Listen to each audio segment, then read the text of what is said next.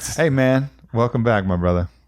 I'm back, ready to do it. Back as the champ. This time, though, you brought the strap with you. It's different. I brought the gold back to the honor. It's heavy. It's very heavy. Yeah. When I wore the fake WWE belt for Halloween, it was way lighter than that. Yeah, it's a workout in itself, traveling around. That's what helps keep the champ strong. Oh yeah, it's a pain, but it comes with it. Yeah, poor guy. Poor guy. Yeah. Man, you fucking did it, Cody.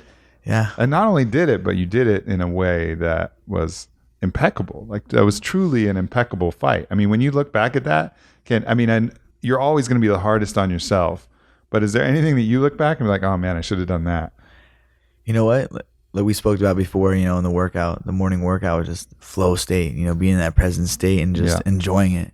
And that's what I truly was out there doing, just enjoying that, living each round by round. So every round I kept throwing my hands up, this is going to third, fourth, and just being in that flow state. And it was just, against one of the, best bantamweights. It was awesome to go out there and perform like that and just be able to be so in sync with your body, mind, and soul to be able to go out and put on a performance. I have to break it down with my coaches yet. Once we jump into camp, once we, get ready for this TJ fight, we'll break down the Dominick fight, what we can, learn from that, what we can pull from that fight, since there's, obviously 25 minutes of it. We can see what we can correct and go forward from there. But all in all, I was happy with my performance. Oh, fuck yeah. Of course you were, The dance moves were a little... The dance moves were strong. I think you could have been a little bit clearer when you pulled the gun out of your waist pocket and shot your feet. Like some people didn't know that was exactly what you're doing. So practice that one a little bit. I'll practice that one. That one's got to get in the mood. I was going to do that after I knocked him down. Then I just pointed at him because, I don't know, I thought that's the right thing to do. Well, let's talk about, you kind of mentioned it already. Let's talk about some of the mindset stuff that we were talking about, which, watching you go out there and do that, a lot of that you had innately, and it was just me kind of cultivating that. But to see you perform mentally at just straight up 100% was just fucking beautiful, man. Because everything that we had discussed, mutually leading up to that, you executed like flawlessly. It was fucking beautiful. And what we talked about is it started with the visualization process. When you were out here really visualizing yourself with the belt and visualizing all aspects and tying that to the emotions of what you felt. So your body would feel like you've already been there, because the emotions translate the visuals to the body. So that tell us a little bit about, that visualization process that kind of went through and how, that element of things. Yeah, I put myself in training, push myself in training to be able to go out there and perform at that level, and with everything that, the buzz surrounded by it, the hype of the fight, Dominick and the trash talk, everything that went, compiled into it, just staying calm and putting myself in those positions where maybe I was looking like I was losing control, I was, emotional, but I was just letting my passion come out and, and put myself in those situations with Dom, and then going out there and already having those kind of feelings of, letting loose. Now I keep it calm when I'm in the octagon. That's when I'm like, I feel like I'm at home. I feel like I'm centered there. I can see. So you would things. Visualize yourself in that kind of centered state, just centered state. Even when I was like blowing up, after I would like blow up about something or act irrational, or some people thought, emotional with training, with anything, like how I train, I would, spar hard. I would do whatever, put myself in there to where I would,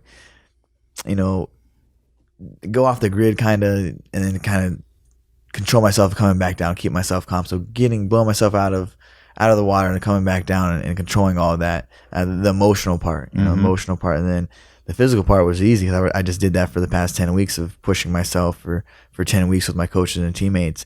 Now it's about putting myself in there, and that's what I did when I was in there.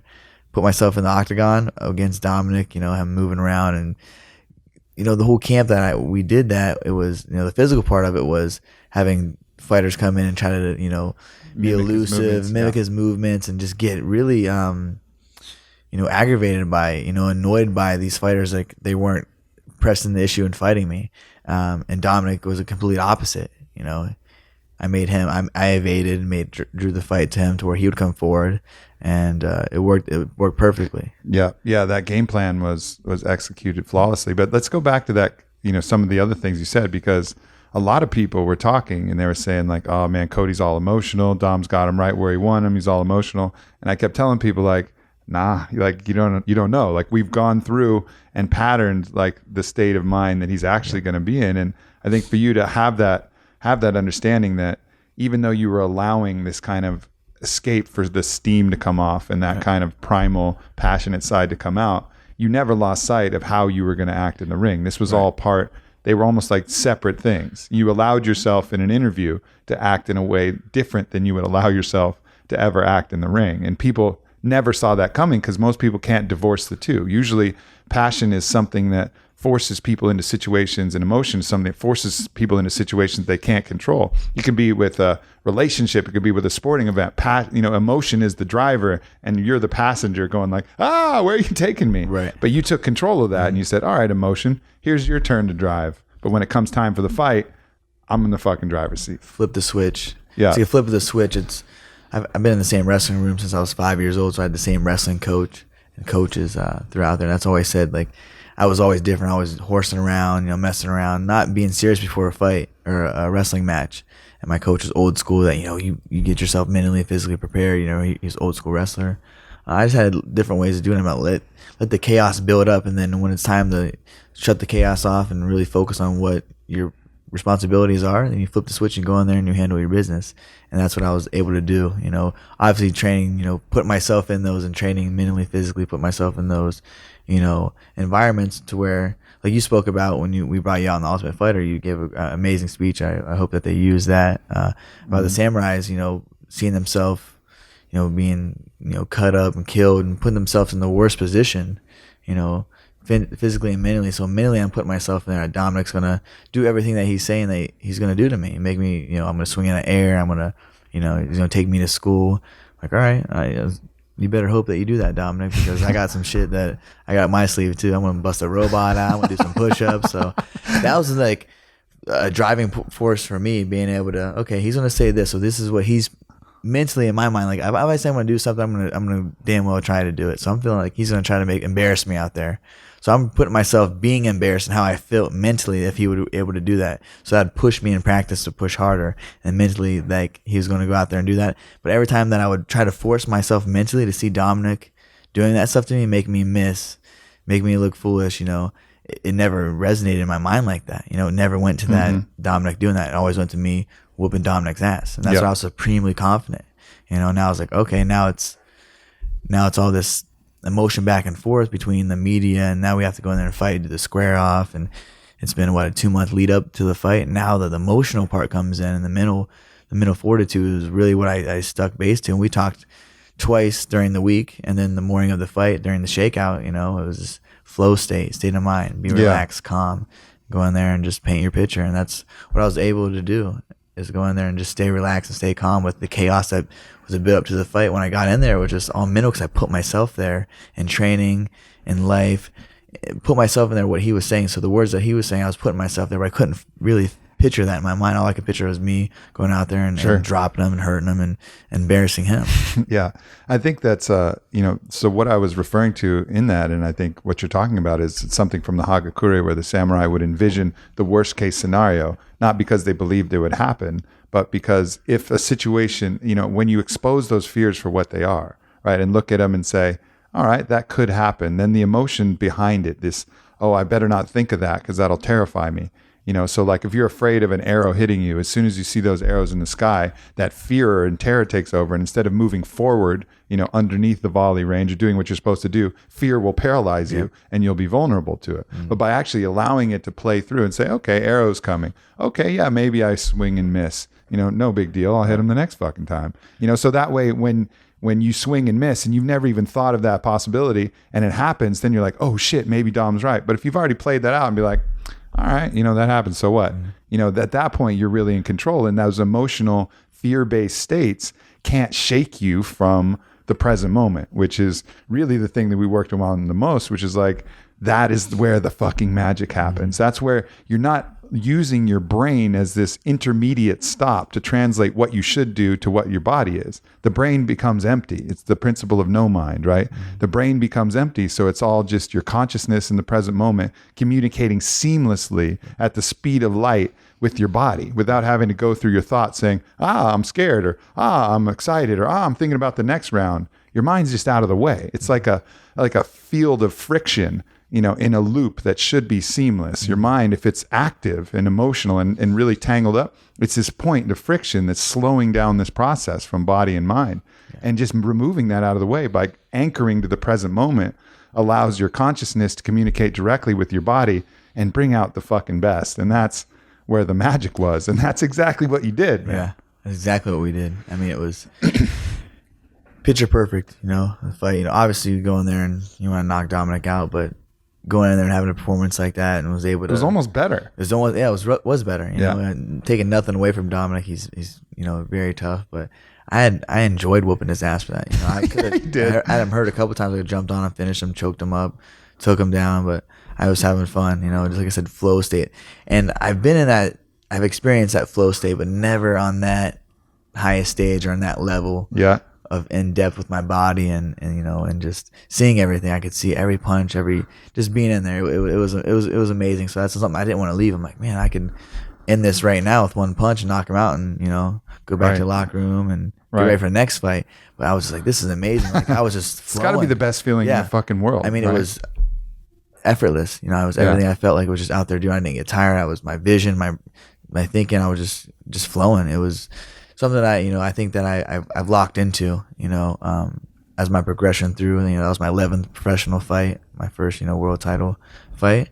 I think that the experience that I'm getting now and with the team, that I'm able to have these flow state performances, because I'm comfortable with what is to come with missing a punch or getting hit. I put myself in those outcomes and predicaments. Okay, you're gonna have to put me there and do that, and then see how I react. I'm going to react a different way than most fighters. I think that's what happens with a lot of fighters we talk about, and a lot of people, that the fear that paralyzes them. They get hit and they're like, oh shit. Or the fear even before they even get hit. The fear of maybe I'm going to lose my belt. Maybe this thing that causes them to be hesitant. And one of the other key ways to stay in the present moment, which you talked about, what you did, and you mentioned, is having fun.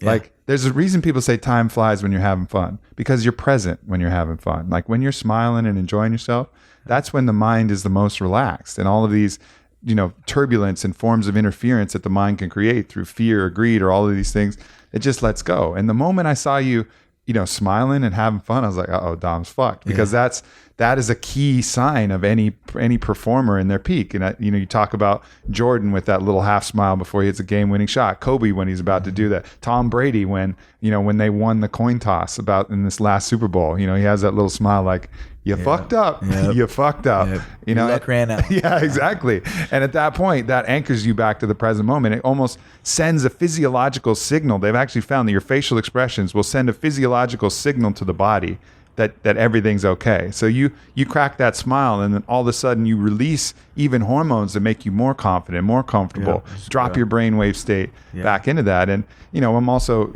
chatting and working with Tyron, and he was fortunate enough to retain his belt in a really tough fight. But I told him afterwards, I was like, man, the one thing missing from your performance was a fucking smile. Yeah, it was fun. Like if he would have been there and having more fun, I think that charge that almost took Wonder Boy out at the end, that could have happened a lot sooner. Because he wasn't. When you're not having fun, you're not able to smile. You're a little bit out of the present moment. You have thoughts in your mind that can prevent you from even getting going. Yeah, you're too focused on that single-handedly, like throwing this best punch of the combo, that knockout punch. I think that Woodley was trying to throw in that fight. It was. He was thinking about it maybe with his head, and just instead of letting his body go. Yeah, I think he just lets his body go. Like in the first fight, he could have finished it. I think he just was thinking too much. And that's, you have to clear the mind. The mind. He was in the best shape ever. He was the better fighter. He was just missing one thing, and that was the smile. Yep. Really, like that's I think the critique. Like you talk about all of these other key mindset pieces. It's how do you get into the present moment? Because that's what's going to give you the Cody performance that shocks the world, that allows you to do that. And it's self-belief. Yes, it's training. Yes, it's visualization. But then when you show up, you got to be present. It's a smile, and then there's other things too. The other technique that I mentioned to you is that just mentioning I am. And that's something that I learned from a track coach. And the track coach mentioned that he was famous for, his name's Bryn Davis, works out of Las Vegas as well. And he's famous for getting his sprinters like Jermaine Brown to improve their start time. Because start time is like that immediate reaction, right? So you think about start time, and there's a gun that actually goes off, which translates an audio signal to the legs that ultimately need to fire as fast as possible, right? So the more mind that you have in the way that's going to translate that sound to the moment that your fucking calves flex and you push off, the more interference there is, the slower that's going to be. So he works a lot with, yes, of course, there's the start technique. You know, all coaches have to work on technique, just like you work on punching technique. Right. But for him, the technique is getting him in the present moment. What he tells them all to do, take a deep breath and say, I am. Don't finish the statement. Just acknowledge I am, which is a spiritual principle, the principle of I am consciousness that you'll hear Buddhists talking about and you'll hear a lot of enlightened people talk about. It's an acknowledgement that you are a force of consciousness, you know, that's something beyond this physical body. When you answer the question, I am this, then it becomes an identity, right? You know, but just saying, I am, and then a little smile, and then boom, into the octagon, into the octagon. Yeah. You know, you add those two things, and fuck, it's so crazy. I know that, you know, we watch a lot of other fighters, we watch a lot of other performers, and you can see it when they're in their own head. I can see it when I'm in my own head. I played a basketball game the other day, and it was funny because my mindset practices have well out advanced my basketball skills at this point. So I was like, wow, you know, like here I am, you know, in my head, and of course I'm going to miss this shot. So let me try and use these techniques and crack a smile, and then all of a sudden my play opens up. I wish I would have had these skills back when I was competing, but I didn't. You know, I've kind of forged these skills late. But having that available to you, so key. It's priceless. Just like the pool game last night. You know, yeah, that long shot in the green. Yeah, feeling confident. I was like, all right, like I'm gonna sink this. Like, but in my mind, it didn't register until like I have a hard time with the longer shots, right? But I was like out of mind. I got this. I'm like, oh, sinking 8-ball. I'm beating Danny. Like this is gonna be sweet. Aubrey comes up and is like, dude, I got money on it that you'll miss this shot. And I was like, what? And then it made me think. I'm like, man. I got back down. I was like, I'm not really good at long shots, right. And missed it. And I was like, well, that's the beauty of good shit talking, you know. Good, obviously psyched me out. I helped Danny out. He's supposed to help me out. Help Danny out. Danny won the game. That's all right. I've whooped him the next time, so it makes up for it. It makes up for it. Yeah, it shows, you know, how powerful the mind is when you get something resonate in there, or focused or unfocused, or you know. And that, look, man. I mean, and this is a good segue to your next fight, but. You look at TJ versus Dom, and what was missing from TJ's performance? A fucking smile. He's gonna go in the kill. He was not having fun. He was trying to kill. He was biting down, trying to kill every second. He wasn't doing the robot. Right. You know, he wasn't having the time of his life. Not at all. He was in hell the whole time, and then he fucking finished in hell as well because he lost. Yeah, and he didn't. Not only did he lose, he just didn't perform his best. You know, not at all. And that's like that's the key thing. It's this mental battle. And same with McGregor. I mean, when you're walking in, you're loose enough to do the billionaire strut as you're going through. Yeah, you're gonna have a good night. Yeah, you're having a good night, man. You're being silly already, you know, and that's the key to these mental top performers like yourself. Is just fuck, man. This is my place. I own this bitch. Well, yeah, I was constantly reminded all week, you know, with yourself. Like, so we had a couple phone calls. Anyone that I ran into that, you know, kind of achieved that or on that level. Was like, you know, just present state, you know, have fun, enjoy it. You know, you only fight for your first title once. Actually, Tyron Woodley, I passed him in the escalator, and he's like, hey, you know, just real talk. Like you only had one first title fight. You know, enjoy it, live it. Don't let it get all hyped up. You know, I was constantly reminded all week, all camp, myself, my team. You know, just to enjoy it. It's the worst thing that happens. I lose a fight. You know, against one of the best. You know, yep. I was prepared for what was to come with a loss, as I was prepared to come with a win, you know. So as a true warrior is, because the reason for that is it eliminates the fear. There's this idea around self-belief that's like, oh, if I even think about the bad thing that might happen, then it's going to happen. Right. It's like, that's not true.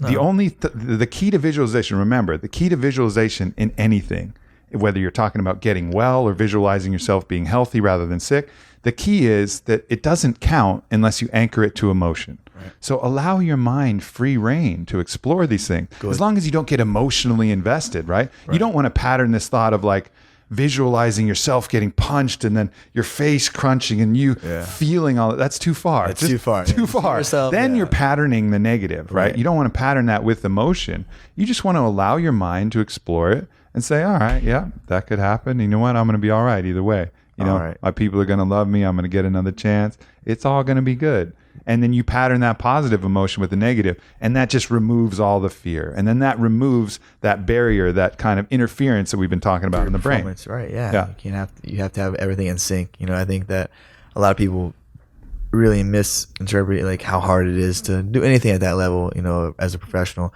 But fighting, the training camps, the injuries, coming out there performing, and showing up on fight night and fighting another guy that's believes that he's the best in the world, and that to go out there and have those performances. A lot of these fighters are amazing athletes to go out there and perform like that. Some of the greatest fights we've seen when people were in the flow state. Yeah. And when did you think you shook Dom from his?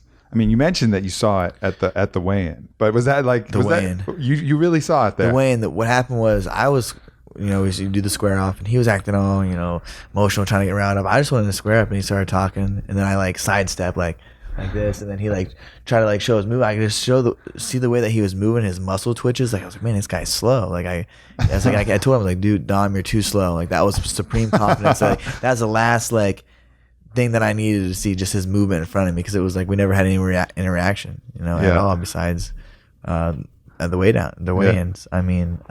So, and do you think? And that's the beauty of the weigh-ins, right? The beauty of the weigh-ins is it's almost like a belief contest. Yeah, you guys are assessing your own self-belief, sizing each other up, and we have great belief detectors. If you think about if belief is one of the most significant factors that determines whether you're successful or not, of course, from a biological, physiological evolution standpoint, we're going to be good at detecting each other's belief. Right. In mate selection, in friend selection, if you're going out with a hunting buddy you've never hunted with and you're a primitive caveman, what are you going to go by? You're going to go by his belief, right? You don't have time to watch him shoot a bunch of arrows. Like, do you believe that you're going to be able? And we're good at detecting that, those like subtle cues and those subtle energy things, like a poker player reading another poker player. It's like belief detection. We're good at that, and that's what this fucking weigh-in is really all about. It's like belief detection. Yeah, belief. See what I like it a lot. I like it, going in there because you're fighting each other the next day, no matter what was said in the lead up to the fight, the build up.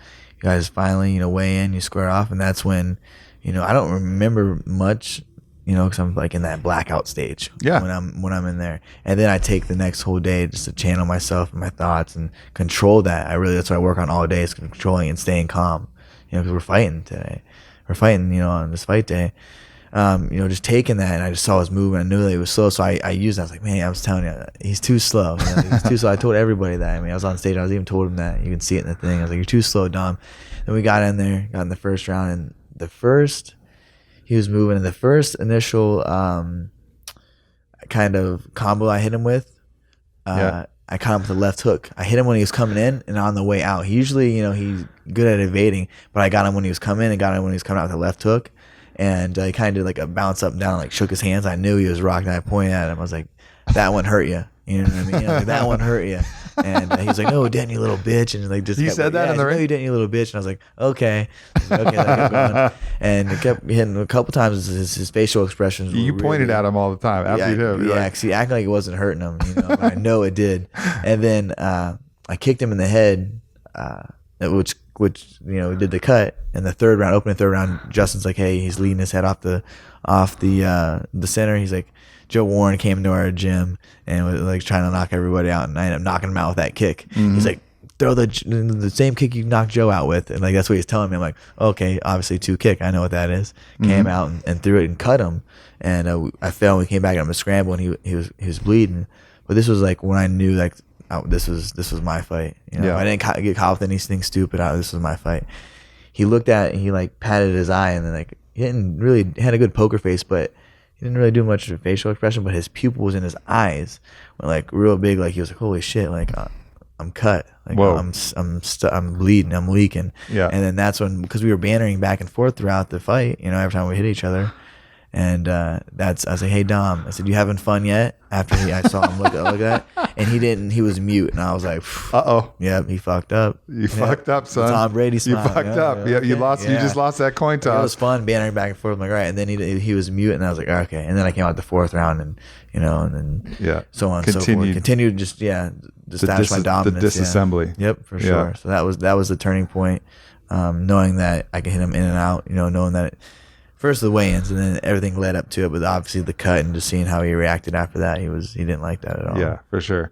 Well, let's talk about you're just on you just finished the season of The Ultimate Fighter. As you said, I got to go down in there and jump in the house. That was a cool experience. Appreciate you having me out to talk to your team. But this is a really interesting story, and I think this show is going to blow up because of the history involved. Right. TJ was your teammate, and then he decided to go with Dwayne under a variety of different stories and circumstances. But either way, he left the team, went to Colorado, and you guys became, now what's pretty clear is, from friends to bitter rivals, to a certain degree, or at least teammates to bitter rivals. Teammates. I would never say, I think that he would say the same thing, that we were never friends and never acquaintances. We were teammates. And he left. He was a former interim champion. I call him the real champ because Dom, he carried around a fake belt. Dominick was a champion. So interim, he's out there. And it's great. I think the show's going to be amazing. A lot of the base of it was redemption. And how ironic is it with me and TJ fighting each other at that show? But they brought back a lot of fighters that were either on the Ultimate Fighter. Every fighter was on the Ultimate Fighter, or is in the UFC. James Krause. But it's a good backstory given these guys, they're paying them, and the guys are fighting for, their last chance. Some of them their last chance to make it to the big show, so it was like a lot riding, a lot like, real emotional. A lot of people were invested in this because it was like their last effort. And it was amazing to be a part of these guys' a little bit of their journey, and whether they're done or whether they're going to carry on. But, going to be a lot of build up, a lot of drama, a lot of, just backstory. I think that, the toughs, the producers are gonna love it. We'll see how they spin it. They can always spin it. It's reality TV. They can spin it like to where I look like the biggest dickhead in the world, and TJ looks like a saint. But we know the truth at the end of the day. And that was the greatest thing about it is that we get to fight. We get to fight, and we get to settle all of our differences. Yeah. That's what's so great about this. You call it a sport is. No matter if two guys don't like each other or not, they're going to go in there and fight each other at the end of the day. Yeah. That's so great. And that's the thing about like basketball rivals. You can be rivals forever because there's some level of aggression that you're never going to get out. Never. Like, oh yeah, I hit that 3-point shot in your face. In your face. Yeah, okay, but I still want to punch you in the fucking head. But I didn't get to do that. So the rivalry never gets to be quelled. Yep. Like people will hate each other forever. Yeah. Even it's like the more rules that you put in place of the sheer desire for one man to dominate another guy and figure out who's better. Right. The more rules in place, the longer the rivalry is going to last. Sure. But with fighting, it's like, what else you want to do? You win, lose. You want to bite each other. Yeah. Like there's like only one final layer of savagery. Yeah, exactly. And that's unnecessary. Unnecessary. So you really, it's perfect to really get that out. And it's interesting because, people I'm sure know that I'm friends with both you and TJ. And the one thing I've said is, look, what any warrior wishes for is a worthy opponent. Exactly. And both, no matter what happens, you and TJ are going to provide each other worthy opponents. And that's absolutely what every fighter needs. For sure. I mean, like restating on that, I think Dominick made me a better fighter and a better person. He pushed me into waters that I was, 4th, 5th round I never saw. And with TJ, I think the fans are gonna win this fight. It's gonna be. Yeah. I mean, it's TJ is a great athlete, great fighter. I'm prepared for what I have to do to him in there, and then just go in there and just do what I do. I'm supremely confident against TJ, but just to build up the fans. I mean, going out to the fight. I mean, hopefully it'll be signed soon. I haven't had a contract for it, but this is a fight that has been on the horizon for a while. We used to battle it at in the gym at Team Alpha Male. So I'm supremely confident with going out there and putting on 4-ounce gloves and throwing leather. I'm excited for that fight. We're the opponent. I know what TJ brings to the table, and I know what I bring to the table. So I mean, it's gonna be a great fight. That's one of them fights I'm most. I offered Dominick the rematch. Dominick didn't win. I was like, okay, then TJ. I said I respectfully give you the rematch, Dominick, because I respect you. Because you've been, he doesn't want one of the best. He doesn't want another 5 rounds. So okay, it's off to TJ. Yeah, it's off to TJ, and then maybe we'll go down to 25 and fight Demetrius. We'll see. That's a lot of excitement. People are getting UFC boners right now here and thinking about you fighting TJ. I mean, it's really the dream fight. I mean, with Conor McGregor on the sidelines, he always brings a level of excitement that's incredible. But with that, this is the fight. This is the fight that I think is the most exciting fight that everybody has to look forward to. Undoubtedly. And I think that's why they chose you as coaches.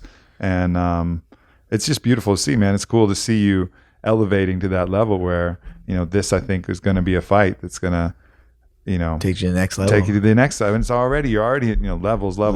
Yeah, This first Dom fight got you on the Geico commercial. Yeah, the Geico commercial, tapping out on cover situations. You got the UFC champion tapping out when life gets, Yeah, we talked about that. If anybody's seen it, he's going in to meet some like overbearing parents with his girlfriend. Yeah. And then the premise of the commercial is like, the Geico's thing, when you do this, blah, blah, blah. And then when you do this, you save 50%. I don't know, whatever the fuck. But it's like in uncomfortable situations, or what is it? Yeah, it's like when life gives you uncomfortable situations, you tap out. And I was like, I didn't know the format of the commercial was. So I was like, okay, yeah, I'll do it. And then like I read it back and like, you're gonna have the UFC champion tap out. And it was so unnatural for me to tap out. I was like, guys, can we like do it a different way? Like even like left-handed looking back. It was the most unnatural thing for me to do because I never tapped in a fight. But I just, even that, so it was natural for me. But it was fun. A good time. The grandma ended up smacking me on the lips a couple times. Really? She's going, yeah, that's the one they put. So she was a sweetheart though. But it was fun.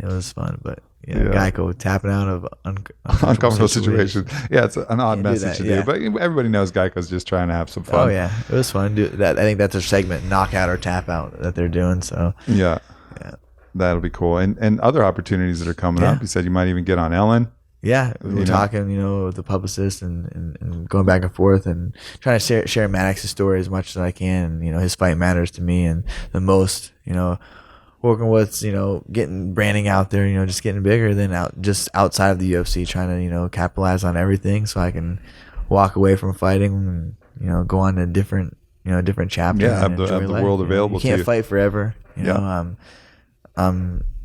Understanding of that. I wish I could, I wish I could be invincible and immortal, but I mean, we're humans and the body will run out. But so I'm, hopefully can defend the title and walk off as, with longevity and a legacy and move on from there. That's my goals in this sport. And, it starts with TJ. It starts with TJ next. And it's another opponent for me to catapult my legacy onto another level and then so on and so forth. So I remember, I posted, something wishing you good luck before the fight on my social medias. And I said something about, incredible fighter, soon to be champ, and an incredible human being. And, the internet's the internet, right? And they're like, oh, whatever, man, he's a dick. And I was like, I replied back to a few people. I usually don't bother with the fucking people. And I was like, you really don't know. And they're like, he's not going to win. It's like, just wait, just watch. And it was just such a beautiful moment because not only did they see your performance, but then they got to see the real you, not the guy who was letting out the passion and yelling at Dom and that, but the real you when you took that belt that you just won, the thing you've been dreaming about your whole life, and handed it to Maddox. Like, at that point, they got to see your heart, not only your skills, but your heart. So it was a perfect opportunity to show the world not only the external of what you've created, this invention that you've created as a fighter, but also your true nature, something that I've seen and got an opportunity to witness for a while, which is a person that's, full of love. Right. And so it's just like, you couldn't have scripted a better night. I mean, I was literally in tears from like the fourth round on, it's like, it was a really emotional thing to see someone, who's my homie, my good friend, and, someone I consider a brother perform at that level and then get to have that kind of success. It's like, it's truly a top life experience. Rewarding. Yeah. It was the most rewarding night, with you helping me out and the team and just everybody. I won the title, but it was the most rewarding seeing everybody. It was always my dream to be seeing Dana White strap the gold belt around my waist. That's the vision that I saw since I first saw the UFC. Mm-hmm. So for Dana to, do that, it was always a dream of mine. Okay, I accomplished my dream and my goals of doing that, but along the journey I met Uriah, yourself, my coaches, teammates, Max and his family, and so many other people that made it so much more rewarding to see how happy they were. And I was able to take off the belt and, this is a kid that fought his life to be able to, fought for his life to be able to walk me down to the octagon. And then, it was his world shot, it was his world shot too. It wasn't just I'm not the only one that went there and fought. Yeah. And it was just so rewarding to be able to see how happy he was and everyone surrounding. That was the most rewarding night of my life. And can't wait to, keep, continuing that. And for sure. And it's almost like, there'll be pressure, but remind yourself that in certain ways the pressure's off. It's like life is fucking great. Yeah. And life will always be great. Always, no matter what happens. Highs and lows, man. So just keep having fun. It's an opportunity to have fun in front of the whole world. Yeah, just go out there and fight. Yeah, exactly. I used to love it. I remember, my mom always, we'd be street fighting. She would be watching out the window, like, oh, I'm not getting my ass beat in front of my mom. So I always had that mentality. My mom's watching, you're not beating my ass in front of my mom. I know that. Yeah, for sure. So, let's talk about the Demetrius fight, though. I mean, that's something that you've had in mind. And already, Demetrius is, doesn't want to be in the same room with you, even from you just talking about it, right? Because this is like, you think about Demetrius Johnson, you think, who the fuck is going to beat that guy? And I didn't even think about you because I didn't think about you dropping down. And then you mentioned that yesterday. And I was like, oh shit. Yeah. You can beat that dude. Beat that dude for sure. Yeah. I mean, I could go to 25. It's, that's something, obviously TJ first and foremost, solely focused on him, but you got to think of other, Connor's out. Connor's not fighting. Aldo and Holloway are fighting. So that ties up, Demetrius, and he's pound for pound best. He's about to break. Justifiably so. Incredible fighter. Great human. I like him a lot. Him and his family.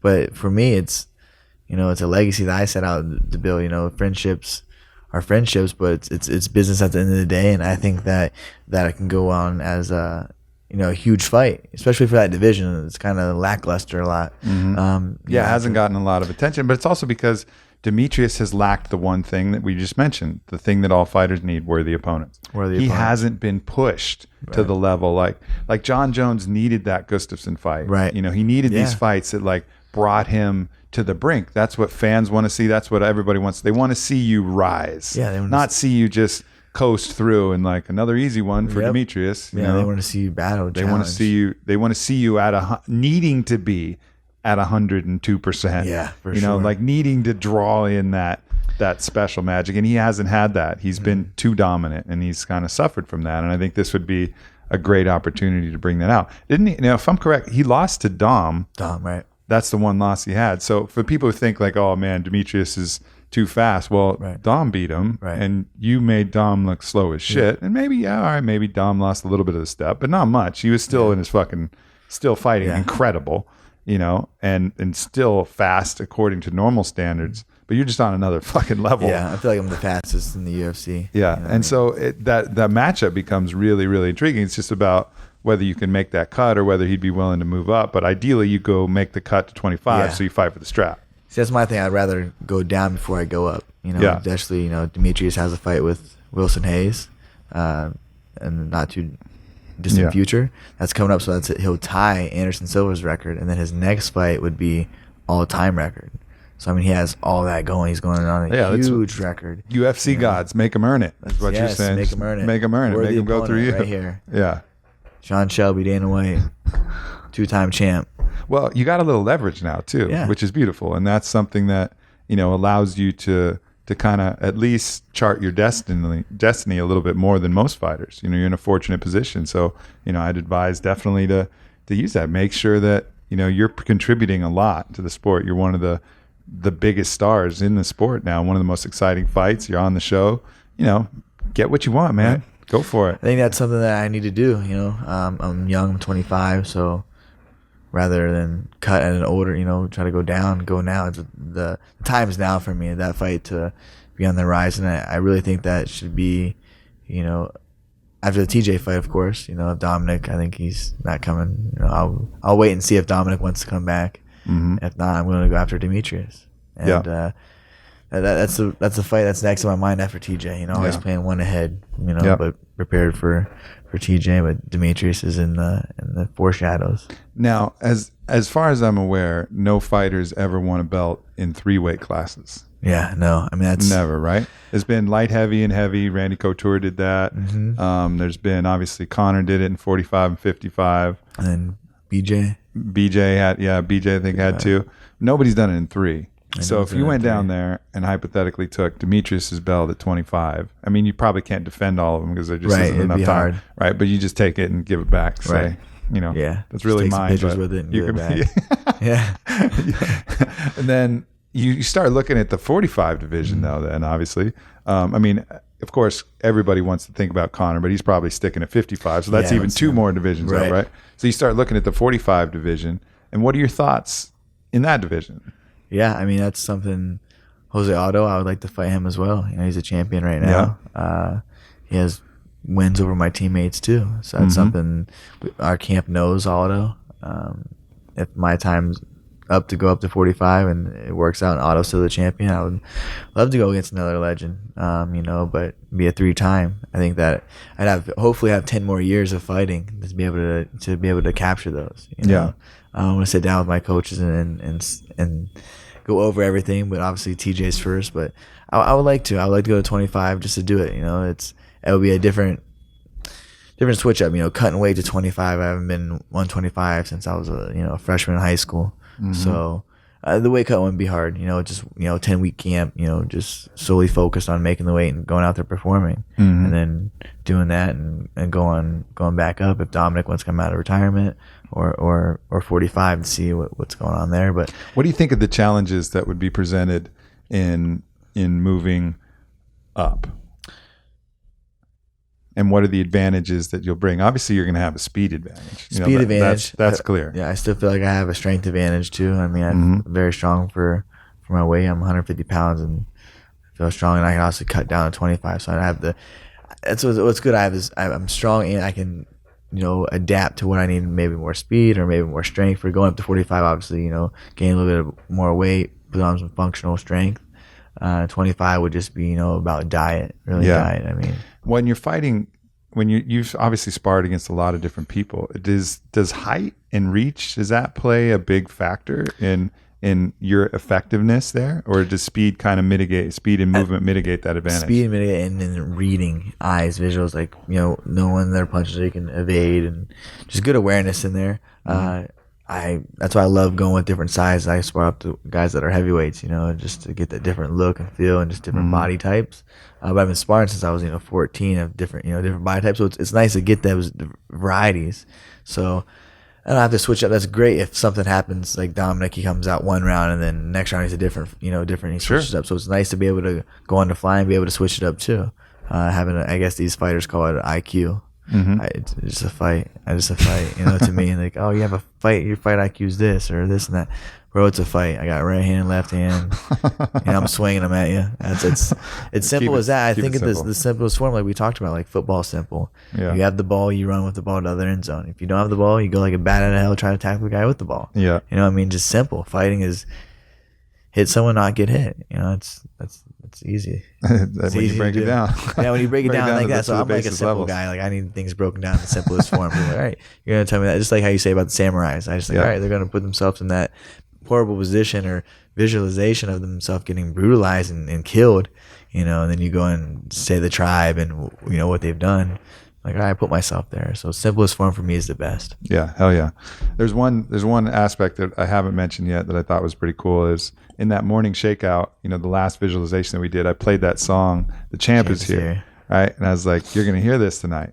And the funny thing is I've been in a lot of fights where the champ was crowned, and I've never heard him actually play that song in the arena. I've heard him play it in the club afterwards. Sometimes I've requested the song in the club afterwards, which I did there too. But then but I was like, you're going to hear this. You're going to hear this, when you win the belt tonight. And you hear in the song, you had a big smile and you like put your arms up and everybody kind of clapped and got excited. And that was kind of the end of the shakeout. And the fucking crazy thing is they actually played the song in the arena after you won the belt. Dude, goosebumps. That's crazy. It was insane. It was one of those moments where like you put something out there and obviously, maybe it had absolutely nothing to do with it, but maybe there's just some other layers that things communicate. Just all fell into place. It just all fell into place. Hell yeah. Couldn't have a better night, with a lot of great people around. So it's amazing. Hell yeah. Well, it's been an honor and a pleasure, brother. Always. Looking forward to continuing this journey wherever the fuck it goes. It goes to the wheels, till the wheels fall off. Let's ride it. Hell yeah. Thank you so much, everybody. Much love. Peace.